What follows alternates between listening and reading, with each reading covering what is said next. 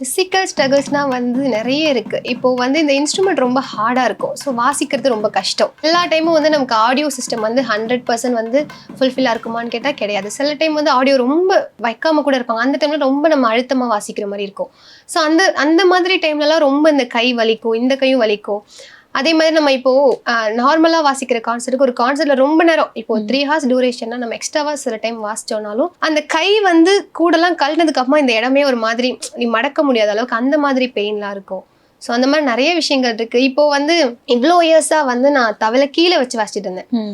அப்போ கீழே வச்சு வாசிக்கும் போது எனக்கு அவ்வளோவா தெரியாது. ஏன்னா எனக்கு வந்து மடியில் வைக்கிற அளவுக்கு வெயிட் தாங்காத அளவுக்கு நான் வந்து கீழே வச்சு வாசிச்சுட்டு இருந்தேன். இப்போ ஒரு 2 இயர்ஸாக தான் வந்து நான் தவில மேலே வச்சு வாசிக்க ஆரம்பித்தேன். அது எதனாலன்னா என்னோட குருநாதர் கலைமாமணி கோவிலூர் கேஜி கல்யாண சுந்தரம் தாத்தா. நான் தாத்தாட்ட கிளாஸ் போனதுலேருந்தே அவங்க எப்போ பார்த்தாலும் சொல்கிறது, மடியில் வச்சு தவில வாசி, அப்போ தான் உனக்கு அந்த பிடித்தம் கிடைக்கும் அப்படின்னு சொல்லிட்டே இருப்பாங்க. ஆனால் நான் வந்து அவங்க சொல்கிறாங்கன்றதுனால கிளாஸில் மட்டும் அந்த மாதிரி வாசிச்சுட்டு வெளில கச்சேரியில் வாசித்தா ப்ரோக்ராமில் வாசித்தா கீழே வச்சு வாசிச்சு தான் பழக்கம்.